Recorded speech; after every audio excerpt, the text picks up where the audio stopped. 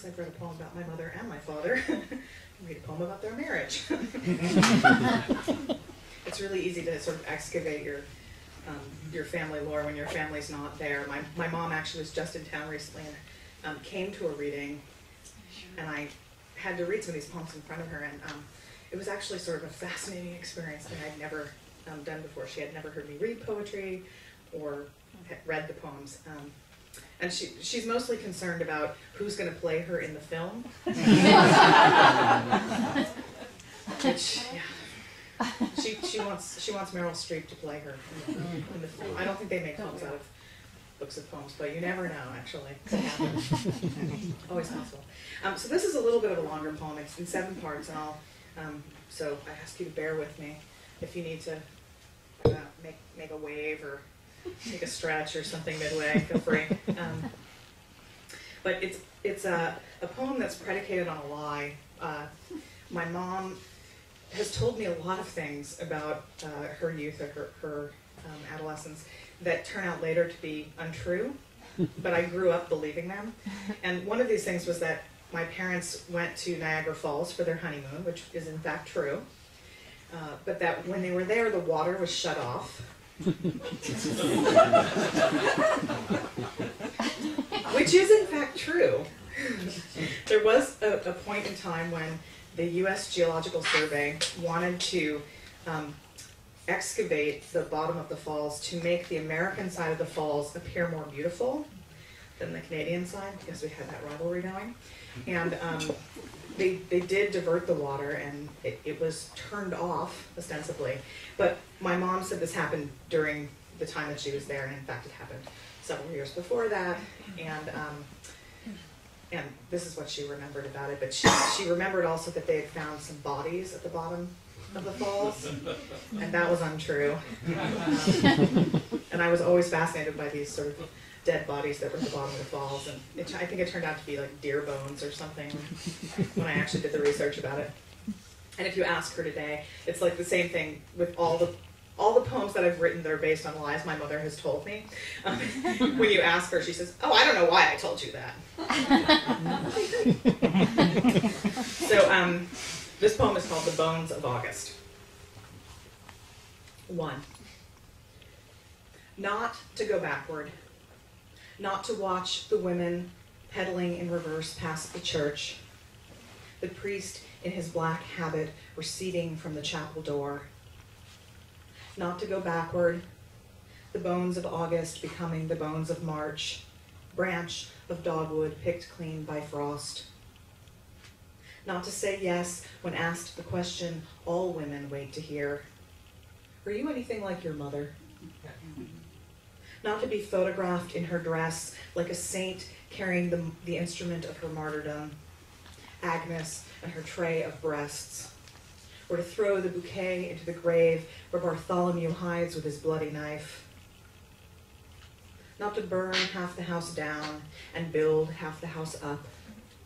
Not to forgive the bad child when even the bad house is forgiven. Not to care, not to carry the bones of August into September, foiled with redness and nothing to squander but the buds of spring dormant in their boughs. Not to ask, did you love her? And leave the answer in the ground where everything difficult is buried. 2.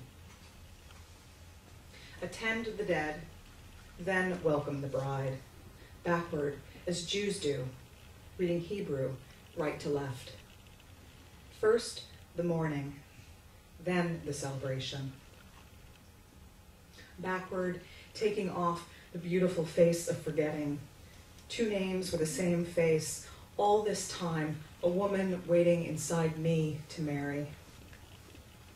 Invisible, impermanent, windmill girl in her cage of breath, insect girl in her element, impenetrable shell, putting on the beautiful face of forgetting. Fury, Sybil, Isis, one of us wakes in her graveyard of guilt, filamentary as fiber optics.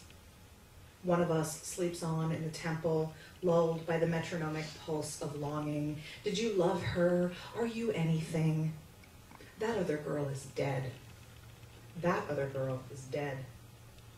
What else can be said about that other girl? 3. Same as mine, skin of her hands laid over the ivory bones, dark map of the body. Yes, it was dark, but I was darker on the inside. When she was young, she was a great beauty, in the same sense that a room full of adults is rarely ever. I was never like her, flattered like a map under glass, slender as an axle in a turbine, enigma, relic, feet of steel, legs of wood, cabinet of curiosity. Even her reflection in a spoon was beautiful. 4. Labor into longing, wild enthusiasm of the dynamo engine working in reverse, more power in the leaf of a flower than the paw of a bear. Is it necessary to remember absolutely everything? Golden hour on the birch-brailed bark, weathered barn stacked with malignant logs, sweet mulch of either or in the morning air. We hung drapes over the mirrors. They were flowered too. Her bouquet, a cabbage made by a florist from 120 roses. Incandescent light flattened their petals, made lace of their thorns. Uncanny, nothing in nature so rigid, nothing more harmful than her rare affection. 5. August, here comes the light part. Honeymoon at Niagara. Water shut off, bad luck. 2 bodies, a man's and a woman's, found face down in the mud at the bottom of the gorge. Neglected on the cliffs above, Tesla's alternating current station, powerless in its pure machinery, honeyed lunar magnets waiting in their sockets for the current to resume. Enough about friction. This is about 2 bodies at the end of America repelling each other under the polar rush of water, generating their own distance over time. Is it history or home that hurts us more? Did she look into the gorge as into his face when she said yes, to see the downpour, even when it was damned? 6. Nothing in me wasted, a use for grief even. I wore it on my left hand. I was married to it. I planted myself in the dirt. Alphabets grew up from the bones of my feet. I drowned my heart in the lake. Black hole, such vanity, navigating the ear canals, like so many gondoliers trolling the watery streets looking for someone to sing to. Beautiful fisherman who fished my heart out of its lake. I did not die. I revived. I wore her face on my fingers when I dug my joy up from the ground, singing, "O wooden coffin, O woman's body, boulder at home in its stone skin." 7. Yes, then, to all of it. To the drowned sea urchins, porcupine spined, and the black brain coral that lies on the ocean's floor, ruinously blue. Yes, to the vultures that roost above the waterfall, that don't surrender their nests at our dissolution, and to the bones that do. To remember is to open one door after another all along the white corridor.